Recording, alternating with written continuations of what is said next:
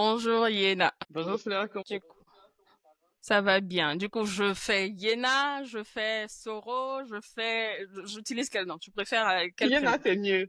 Franchement, Yéna c'est Ah mieux. bah, Allons-y, Yéna c'est mieux. Tout le monde d'accord. connaît Yéna. Très peu connaissent le reste. D'accord. Donc, en tout cas, merci d'avoir accepté. Je sais que c'est dans le rush. Je sais que tu es une dame entre, je sais même plus si je dois dire deux avions ou quatre avions, mais en tout cas, entre les avions. C'est mieux. Tu m'as beaucoup lancé. Amine, Amine, Amine. C'est le Amine, but. Amine, Amine.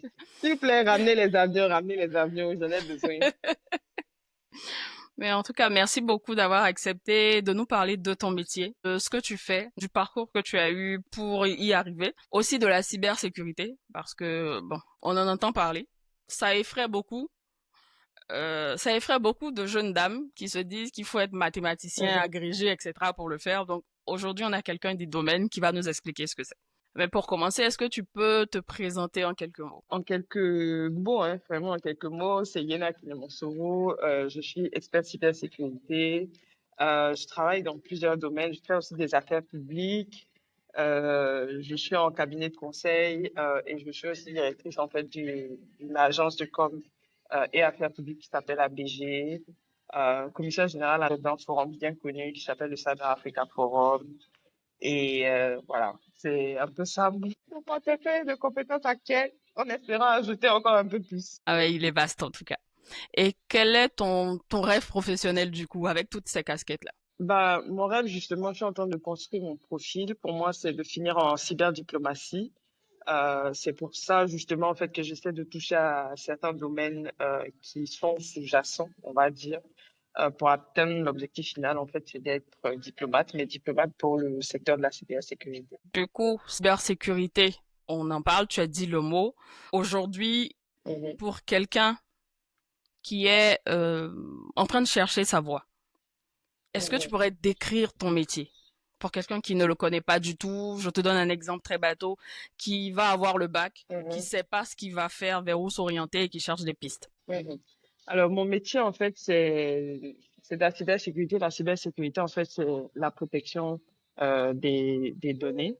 La protection des données qui implique que aujourd'hui on protège l'ensemble des données que l'on traite hein, à l'aide d'un ordinateur ou même à l'aide de procédures, etc. Donc c'est vraiment ça. C'est vraiment un métier qui se construit autour en fait de la protection des données et sécuriser les moyens en fait d'accès à ces données-là. Et quelles sont les qualités essentielles qu'il faut pour se lancer dans un tel parcours, dans une telle profession? Alors, le parcours qu'il faut pour se lancer justement dans un tel métier, en fait, il y a plusieurs. Franchement, il y D'accord. en a plusieurs. Il y a certains qui ne sont pas, comment on appelle ça déjà, qui ne sont pas mathématiciens, parce il y a beaucoup il y a beaucoup de barrières en fait qui sont construites par rapport à ça. Bon, c'est vrai que moi, mon background, je viens d'une série D, donc c'est un peu plus différent. On va dire que c'est un peu plus logique, mais ça l'est pas forcément parce que je n'étais pas doué en maths. Donc, moi, les maths c'était pas forcément ma tasse de thé, mais finalement, je me suis rendu compte en fait que ça m'a servi, ça me sert toujours. Ensuite, il y a aussi plusieurs volets. Certains qui peuvent venir de différentes séries, que ce soit A, D ou C, en fait, peuvent finir en informatique et peuvent finir aussi en cybersécurité parce qu'il y a plusieurs disciplines à l'intérieur. La cybersécurité, c'est vaste, mais il y a plusieurs disciplines, comme je l'ai dit. Il y a la partie protection des données, il y a la partie un peu plus technique, et il y a l'entre-deux, en fait, qui s'appelle la gouvernance et le risque, gouvernance, risque et conformité, qui sert à faire des audits, etc. Et pour ma discipline en particulier, parce que moi, je fais ce qu'on appelle la gouvernance, risque et conformité, bien sûr, ça demande quand même une base en informatique, assez bien maîtrisée, en tout cas, pour exercer dans le métier. Mais il y a d'autres métiers, d'autres disciplines qui ne nécessitent pas forcément, en fait, cette base très poussée là, comme la protection des données, qui, elle, aussi aujourd'hui, en fait, on assiste beaucoup à une reconversion professionnelle de personnes qui viennent du secteur financier ou encore du secteur du juridique, du domaine financier, etc., qui exercent en tant que professionnels dans dans le domaine, pardon, des données à caractère personnel. D'accord. Il y a plusieurs disciplines et ces disciplines, en fait, bah, il y a certains qui sont autodidactes, hein, aussi, faut le dire, parce que tu peux être, tu peux venir de peu importe le background, il faut juste un peu de cœur, un peu de volonté. Tu peux exceller aussi dans le secteur. Donc, vraiment, je trouve que c'est l'un des secteurs qui est le plus ouvert. parce que je peux pas être autodidacte financier. Je pense pas. Oui, mais je pense pas qu'il y en ait beaucoup qui Ça réussissent sera cette compliqué reconversion-là. avec les normes. Ça serait un peu plus compliqué. Exactement. Mais je pense que quand même le numérique est un vaste domaine qui offre beaucoup plus la possibilité de faire de la reconversion professionnelle que n'importe quoi d'autre. D'accord. Bah, en tout cas, c'est clair. On n'a pas besoin d'être scientifique 100% un littéraire, scientifique, peu importe, peut se lancer dans ce secteur et trouver la niche dans laquelle il sera plus à l'aise. Mais, C'est exactement ça. C'est vraiment exactement ça. ok. Et du coup, si quelqu'un veut se lancer aujourd'hui dans le métier, par quoi il devrait commencer? Est-ce qu'il y a une formation, une école, des cours, des tutos? Vraiment, il commence par quoi? Déjà, il faut savoir que, bon, je pense qu'on va tâtonner au départ. On va essayer de faire un peu de tout. Pour faire de la reconversion, on va faire un peu de tout. Mais le principal, c'est déjà de savoir c'est quoi ses forces, c'est quoi ses faiblesses dans son propre secteur. Alors, si tu es juriste, par exemple, je prends l'exemple de beaucoup des juristes parce qu'il y a beaucoup de juristes qui deviennent correspondants de données à caractère personnel. Si tu es juriste, par exemple, en fait, il faut savoir aussi qu'il faut un peu, il faut s'intéresser en fait à tout ce qui est droit de l'informatique. Je pense que c'est transverse à tous les pays. Donc, le droit de l'informatique, il faut s'y intéresser. Et quand tu t'y intéresses, en fait, tu verras si oui ou non ça colle, bien sûr, on va dire, à ton profil, en fait, que tu veux construire. Et ensuite, quand je dis il faut vraiment savoir c'est quoi la finalité, certains sont bons, par exemple, dans tout ce qui est communication, donc ils vont s'intéresser au digital, pas forcément avec le background digital, communication digitale qu'ils ont appris à l'école, mais qui vont qui auront beaucoup plus d'appétence en fait par rapport à ça. C'est-à-dire qu'ils vont aimer tout ce qui est campagne digitale, ils sont capables en fait aujourd'hui de te rédiger des briefs pour des campagnes digitales. Donc eux, par exemple, ils vont se tourner un peu plus vers tout ce qui est communication digitale, etc. C'est-à-dire les posts publications sur Facebook, Instagram ou d'autres plateformes qui suscitent en fait de l'engagement. Il Oui. y a d'autres qui vont se dire, OK, j'ai besoin d'aller dans un truc un peu plus technique, qui vont rentrer dans la partie SEO, que tu connais très bien tout ce qui est référencement, etc., parce que je sais utiliser euh, les outils de Ouais. référencement et parce que c'est ça qui m'intéresse et parce que c'est ce que j'aime. Je sais pas si tu vois. Maintenant, en venir à mon domaine, comme je le dis, pour certaines disciplines de la cybersécurité, ça nécessite en fait que vous ayez sur des sites référencés pour apprendre les bases. Je pense que beaucoup négligent Open Classroom, mais c'est une plateforme qui est disponible en fait depuis je ne sais combien d'années, par laquelle même moi-même je suis passée aussi pour comprendre en fait le fondement même du métier et savoir c'est quoi les disciplines. Donc vous pouvez déjà commencer par ça, aller sur Google, questionner Google aussi pour demander c'est quoi la cybersécurité, c'est quoi les métiers annexes, et puis savoir exactement en fonction de son background qu'est-ce qui pourrait coller au plus et ne pas se jeter directement d'un 0 à 100. Et peut assurer une petite transition quand même qui permettra de mieux s'acclimater pour aller un peu plus avant. Donc, faut déjà savoir c'est quoi le métier que tu vis. Le métier que tu vis, ça nécessite quelles compétences? Est-ce que tu les as au moins sur 3, sur 5? Mais parce que les deux autres, il va falloir que tu étudies ou bien que tu cherches pour les avoir. Mais au moins, je pense que si tu coches 3 sur 5 compétences, le reste, c'est juste rattrapable, c'est juste un peu de recherche. Ouais. Maintenant, faut pas avoir peur aussi, en fait, de demander à ceux qui exercent déjà. L'erreur que les gens font, c'est se dire, en fait, que, ah, mais lui, il est fermé, il va pas me parler. Si tu n'as pas posé la question, tu sauras pas. C'est clair. Donc, intéressez-vous aussi aux personnes qui pratiquent ces métiers-là, qui pourront aussi être d'une grande aide, en matière d'exécution. Donc, si vous êtes peut-être en stage dans une entreprise, que vous voyez le service IT, allez leur demander, ah, mais c'est quoi ton métier tous les jours? C'est quoi tes tâches? Comment on fait pour faire ça? En fait, c'est dans ce comment on fait pour faire ça que certains se forment.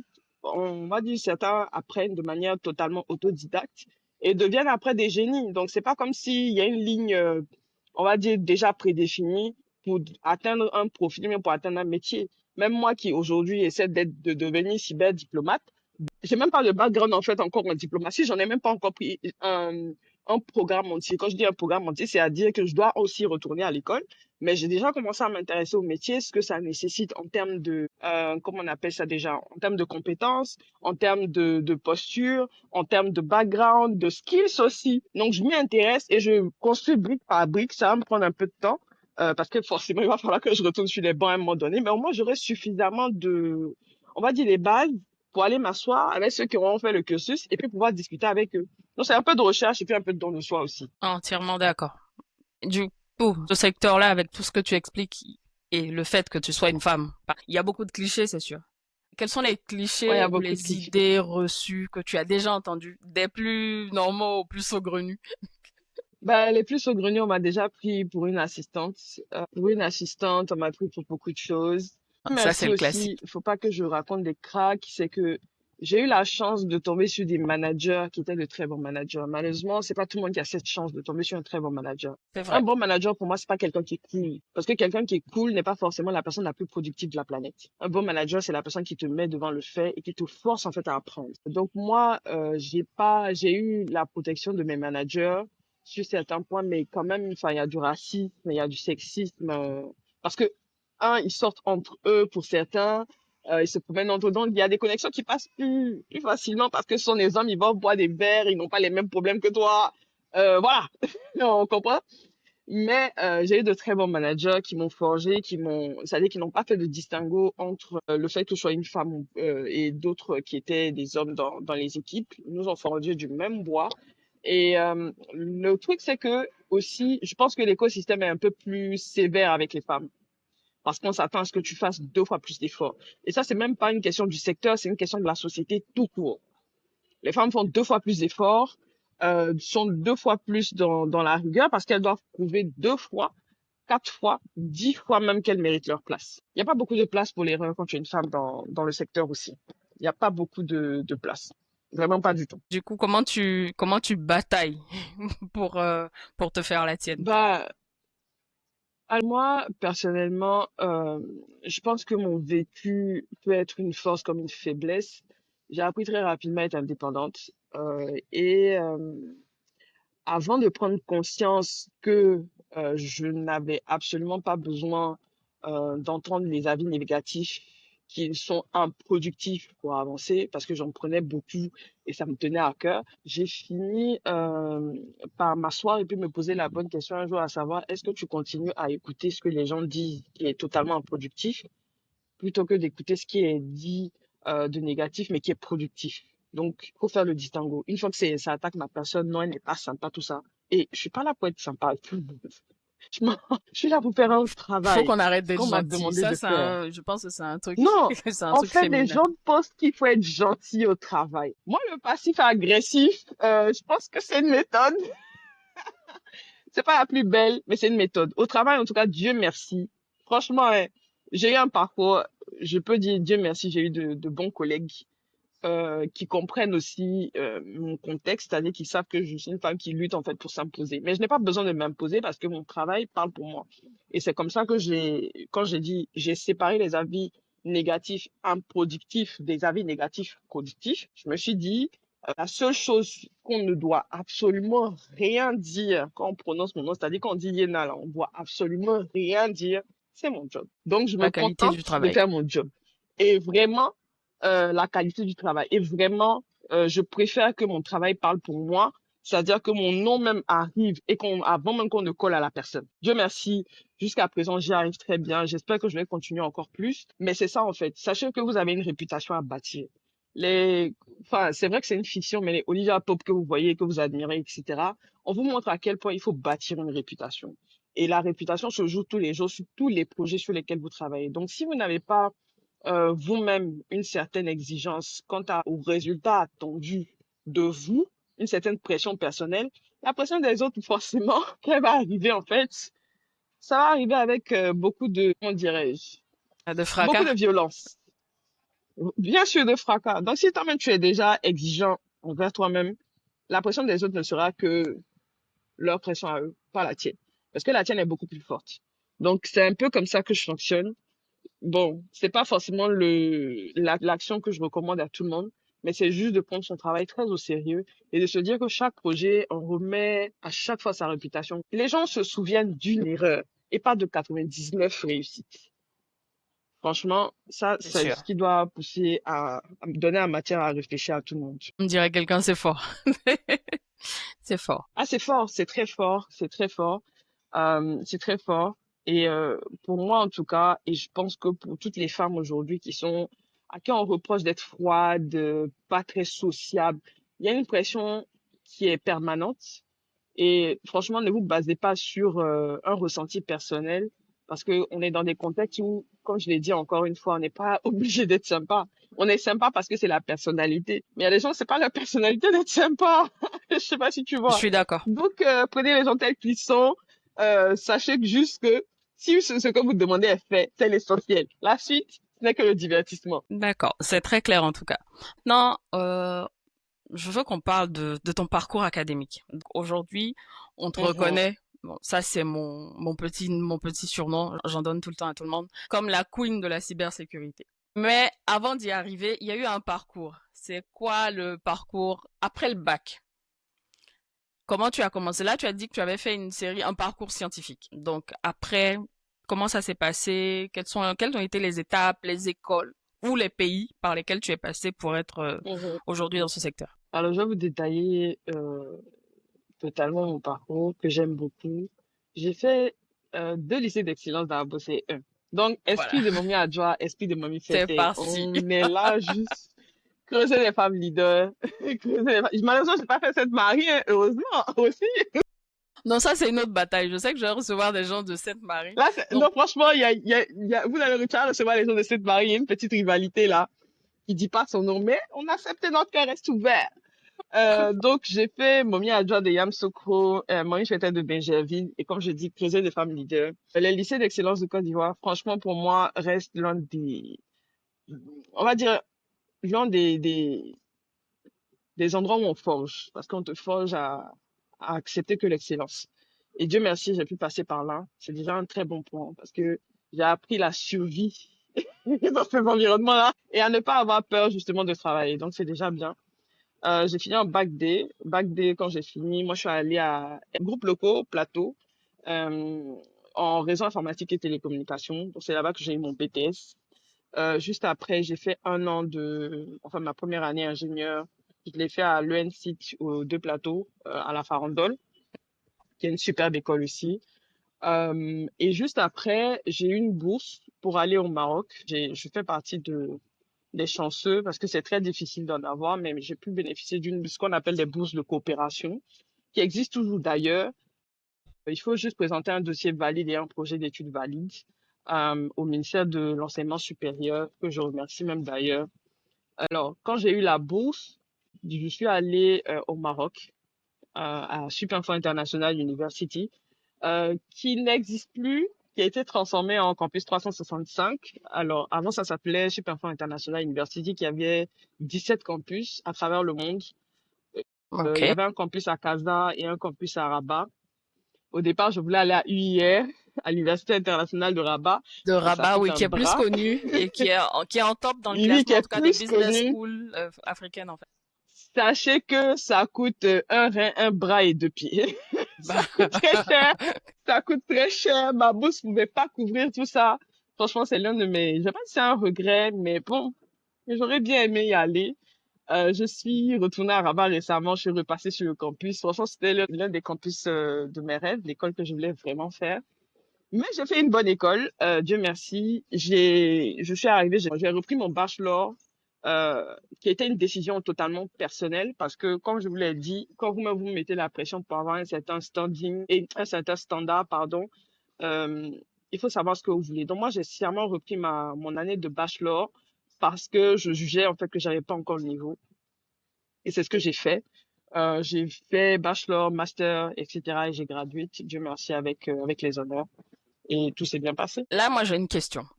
Tu finis le bac en Mhm, série scientifique.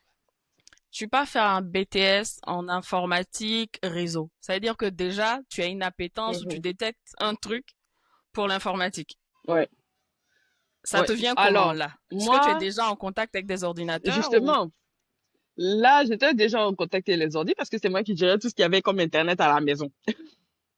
Mais Ok. ça aurait pu être tout, j'aurais pu avoir un parcours tout autre, hein, parce que Oui.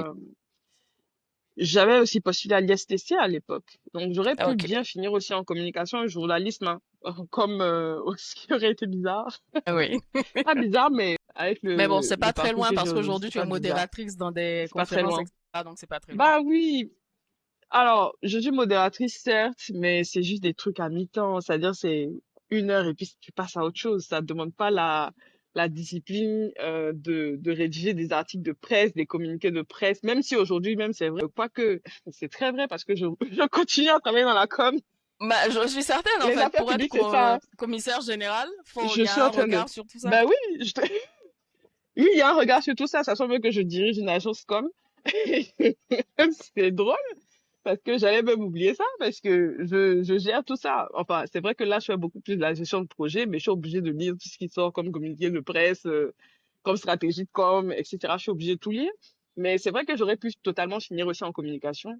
Mais mon père avait foi. Mon père me dit, c'est vrai que c'est un nouveau métier, l'informatique c'est un nouveau métier, il faut y penser. J'ai suivi le conseil de mon père et c'est vrai que je cache pas, à l'époque, il n'y avait pas beaucoup de choix, hein. C'est soit tu finissais en communication, soit en informatique là, ou bien enfin, il y avait les bureautiques, il y avait d'autres choses. Il y avait compta, finance compta, il y avait le droit, soit tu allais à UKO, soit tu allais à ISTC, soit tu finissais à la fac pour aller faire sciences éco, mais il n'y Pour avait pas beaucoup ceux de qui choix. ont vécu en Afrique un moment de leur vie, savent les options. Il n'y a pas beaucoup. Sinon, concours de police, Pas beaucoup de choix. concours de CAFOP. Concours de police, concours de CAFOP. Vraiment, en tout cas, je savais que je pouvais pas devenir prof. Ça, je le savais. Ça, je savais. Mais c'était la porte de sortie. Je pense que l'informatique, pour moi, était une porte de sortie. Et après, j'ai fini par apprendre le métier sur le tas que j'ai fini par aimer. J'avais des lacunes, je les connaissais, j'en étais totalement consciente.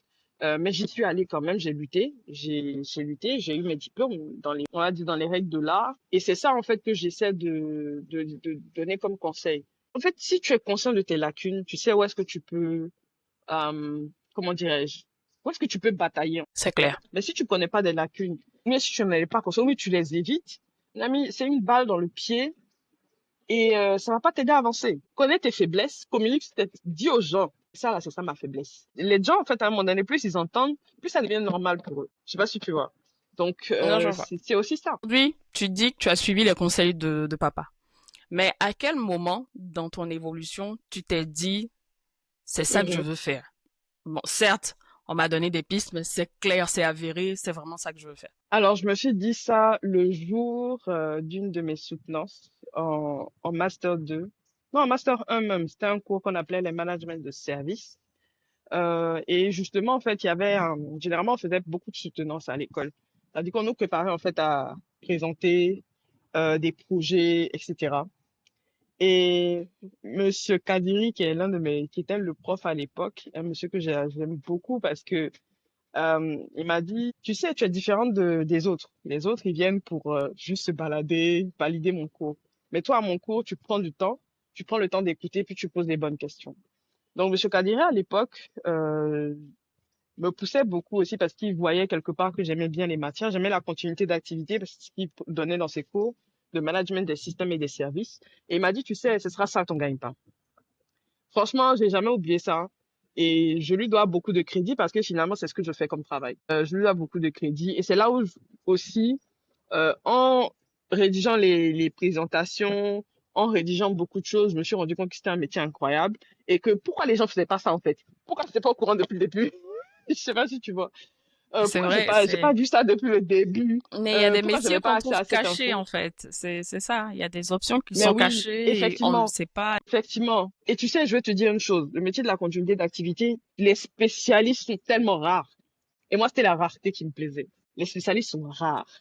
Si tu veux, prends LinkedIn, va checker tous ceux qui font que continuité d'activité. Il y a 5 ans, 6 ans en arrière, j'étais un.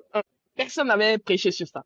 Personne. Donc, Toute personne qui nous vraiment, il y entend, a des métiers si qui vous sont... cherchez de la reconversion, Non, mais vraiment, sérieusement, surtout ceux qui sont dans l'IT, enfin, dans le numérique, dans la cyber. Franchement, pensez à la partie continuité d'activité parce que c'est un métier d'avenir et on l'a bien vu avec Covid. La continuité d'activité, en fait, c'est, pour expliquer de manière très rapide, c'est permettre en fait à une entreprise de continuer à fonctionner, même si elle a des problèmes, enfin, on parle d'incidents, mais même si elle a des incidents, qu'elle continue à fonctionner, pas de manière normale, mais quand même d'assurer un minimum de service. Et ça, sur le volet cybersécurité, sur le volet IT, c'est hyper important.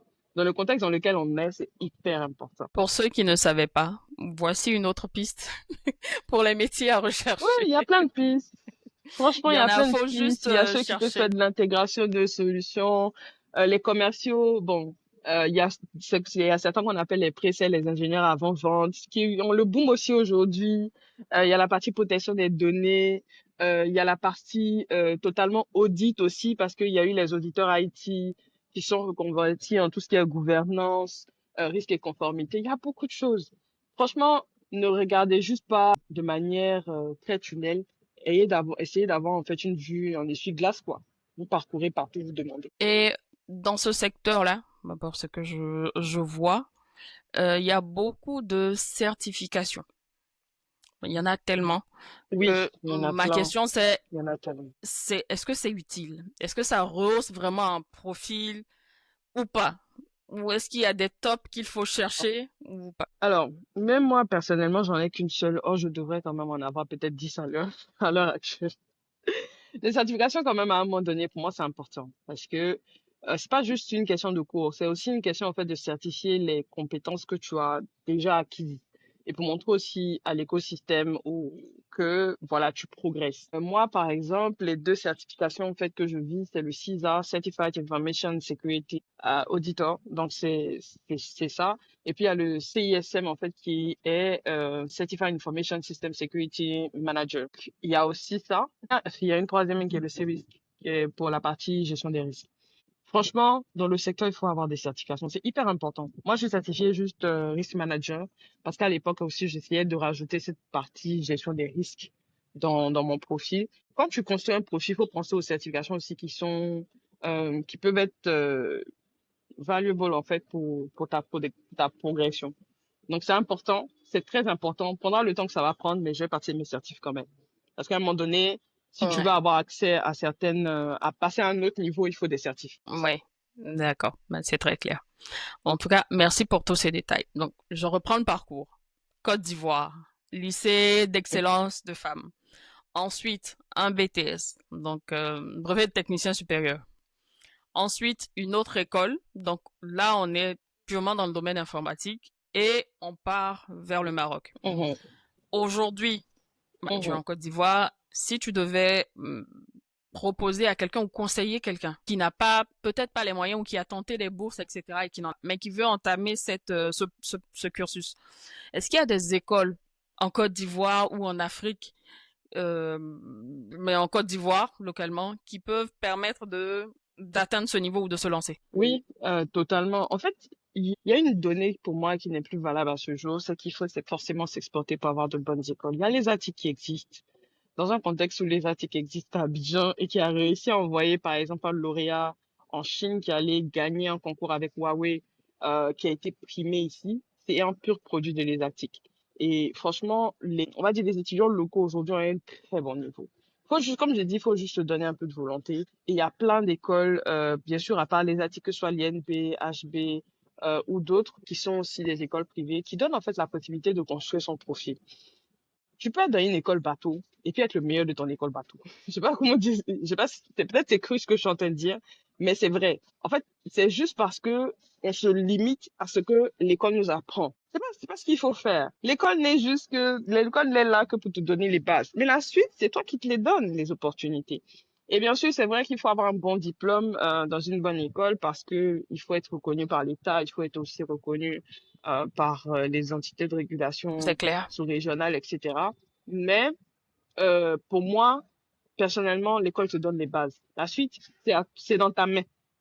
C'est à toi d'explorer, on va dire, tes limites. Bah, C'est vraiment à toi d'explorer tes limites. donc aujourd'hui, si tu devais donner un conseil à quelqu'un qui hésitait entre plusieurs formations,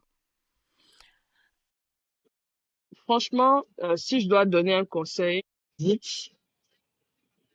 Alors, si tu hésites, il faut vraiment prendre un stylo et une feuille et puis mettre le pour et le contre de chaque métier. En fait, c'est juste un exercice de comment on se projette aussi. Moi, pour décider rapidement, je me projette dans 5 ans, dans 10 ans. Où est-ce que je veux être? C'est quoi le pour, c'est quoi le contre, c'est quoi les sacrifices? Parce que je pense qu'on prend pas le temps de faire de petites analyses qui peuvent nous éviter, en fait, de mauvais choix, surtout en termes de formation. Alors, si tu veux, par exemple, je dis n'importe quoi, choisir une étude de journal, une étude de journalisme, une étude de droit, tu veux te demander, mais dans 5 ans, où est-ce que tu veux être? Si c'est pas commencer par une étude de droit qui te permettrait d'avoir, on va dire, les bases juridiques, et justement transposer ça dans un autre secteur tel que la communication, tu peux faire les deux. Donc, tu commences quelque part et puis tu prends les bases de ce quelque part, tu vas là où ça t'intéresse et puis tu construis aussi parce que on peut se construire soi-même en fait des profils atypiques. Donc, tu peux devenir un couteau suisse. Donc, c'est juste ce que toi-même tu veux être dans 5 ans qu'il va falloir que tu mettes sur papier et ce que ça va te demander comme moyen, comme sacrifice personnel. Parce que je l'entends bien on veut tous réussir, mais personne ne veut faire les sacrifices aussi qui sont liés justement à cette réussite-là. Mais il y a aussi une réalité, c'est qu'on Oui. cherche aussi des métiers qui rapportent. Mhm. Aujourd'hui, pour trouver des métiers qui rapportent, on ne sait pas forcément, donc ça fait qu'on tâtonne. Donc, Non, on comment on fait t'attend pas. pour choisir? Je comprends le contexte. Moi, je comprends le contexte de rentabilité. Je suis totalement consciente, pardon, des réalités en matière de rémunération dans nos secteurs. Je suis consciente de ça. Et je suis consciente aussi des contextes sociaux qu'on peut avoir parce qu'on a besoin d'argent vite et là. Si tu te lèves pour aller faire un BTS, par exemple, un RH-Com, c'est parce qu'à un moment donné, tu as besoin d'argent très vite. Je sais pas si tu me comprends. Donc, ça peut être un début pour construire ta carrière, mais ça ne doit pas être la finalité. Vérité. Ça, on commence toujours quelque part, on commence toujours petit. On a tous été stagiaires. Avant de briguer des postes de directeur, moi, j'ai fait tout le parcours. J'ai junior confirmé, senior, manager. On a fait tous les parcours. Je veux dire que, entre-temps, c'est pas dire que j'ai commencé en tant que stagiaire, comment on appelle ça déjà, IT. Je faisais de la maintenance. Je faisais pas de la cyber d'emblée. Je faisais de la maintenance. Mais j'ai posé mes pieds quelque part, j'ai appris la maintenance, j'ai appris d'autres choses qui m'ont servi. Donc, il faut aussi faire des choix parce qu'à un moment donné aussi, j'avais besoin d'argent. Donc, ça, je le cache pas. Donc, j'ai pris des choix qui étaient rentables, mais qui restaient quand même, en fait, dans mon objectif à atteindre. Pour parler maintenant de toi, d'expérience, de développement personnel. Le mot est gros parce qu'il y a beaucoup de théories de développement personnel aujourd'hui, etc. Je vais pas m'aventurer sur ce terrain-là. Mais qu'il y a une erreur que tu as commise et qui t'a appris une grande leçon dans le monde professionnel? Parce que on parle pas beaucoup des erreurs dans le Hmm. monde professionnel comme une grande présentation, tu perds les slides. Est-ce qu'il y a une erreur? Faire des slides, là, c'est tous les jours. Je perds mes slides tous les jours. Il y a Ok. même pas plus tard qu'il y a une semaine, j'ai rédigé un document de 6 pages. Quand je te dis 6 pages, j'ai oublié d'enregistrer ce doc. Non, je n'ai pas fait de sauvegarde automatique. Tu vois où tu ouvres le fichier, tu remplis, tu te dis tu vas enregistrer après. Tu remplis, j'ai 6 pages. J'ai rempli, je me suis levé, mon PC s'est déconnecté. Tu vois, souvent tu veux récupérer dans Word avec documents non enregistrés, disparus. Hmm. Oh, je suis devenue folle. Mais bon, c'est ça. J'ai rédigé encore. Donc, vraiment, les erreurs, là, on en fait beaucoup. Où tu arrives, la démo, elle passe pas, parce que la plateforme je sais pas qu'est-ce qui s'est passé là maintenant, tu es chez le client, faut sauver la face, ou le client te pose des questions, tu n'as pas la réponse, en tant que junior, c'est ton patron qui a la réponse, faut trouver la bonne formulation pour lui dire que, oh, mon gars, j'ai pas la bonne réponse. C'est mon patron qui peut te répondre. Enfin, franchement, des trucs comme ça, j'en ai à l'appel. J'en ai à l'appel. Mais c'est pas ça non plus. C'est tout ça qui fait la beauté du travail. Sinon, ça serait trop facile. Mais quand tu sors de là, quand tu sors de telle session, comment tu passes à autre chose? Parce qu'il y a des gens qui passent difficilement à autre chose. Non, franchement, c'est vrai que j'ai eu des jours où je suis difficilement passée à autre chose. Je m'en suis voulu peut-être une semaine. Mais bon, après, ça passe, hein. Franchement, après, ça passe parce que tu as d'autres pressions, tu as d'autres choses à faire, tu as d'autres livrables à envoyer. Et ça doit passer très vite. Si on veut, mais voilà, c'est comme ça qu'on apprend. Si on ne faisait pas d'erreurs, ce serait pas bien. C'est sûr. Et est-ce qu'il y a un réseau professionnel qui t'a aidé à avancer? Un réseau, Non, je sais pas, féminin ou... enfin, franchement, j'ai pas eu de réseau féminin jusqu'à aujourd'hui. Par contre, aujourd'hui, il y a le réseau des Abidjanaises Intech, Cyber Africa Women, qui existe. Mais moi, à l'époque, il n'y avait pas de réseau. J'ai pas bénéficié d'un réseau de personnes que je connais. Mon réseau, c'était mes collègues. C'était mes collègues. Dans le monde professionnel, malheureusement, le réseau, ça se construit très lentement. Ça peut aller très vite parce que tu es dans certaines entreprises. C'est pour ça que certaines personnes veulent forcément aller en Big Four, etc. parce que là-bas, en fait, ça va Oui, très vite. oui. Mais quand tu es dans d'autres cabinets, ben, ça va pas si vite. Et surtout, même le réseau, même pour se le construire en tant que femme, c'est encore plus difficile.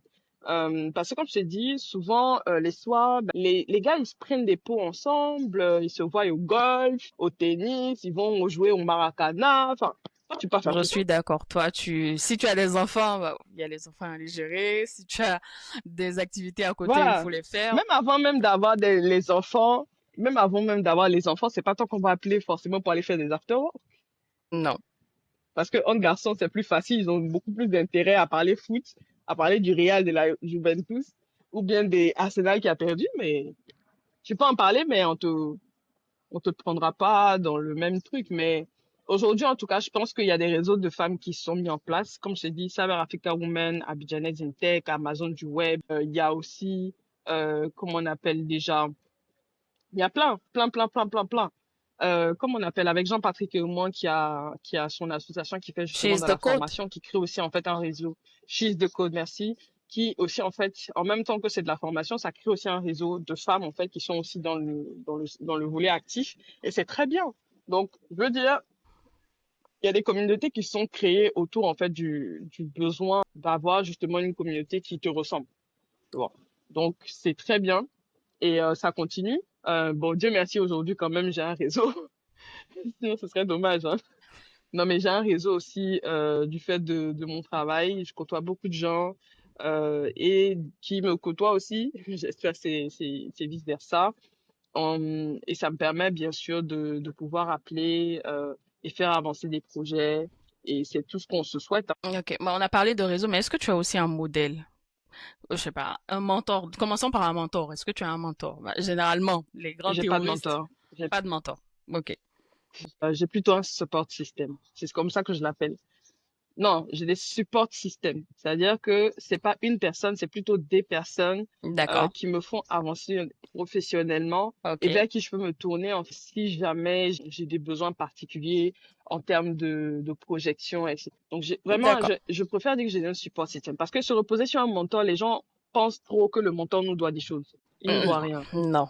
Ils pensent que c'est le mentor qui va faire avancer la carrière, il doit forcément te conseiller sur comment tu dois avancer, etc. Non, en fait, c'est quelqu'un Non. juste à titre de conseil. Je sais pas si tu vois. Et les gens en font toute une industrie, une institution où en fait le mentor doit te trouver le prochain emploi. C'est quelqu'un comme toi qui a ses journées chargées. Merci infiniment pour cet échange. Merci beaucoup. Je n'ai que ça. Merci. Merci de m'avoir fait découvrir la cybersécurité. Euh, un peu plus.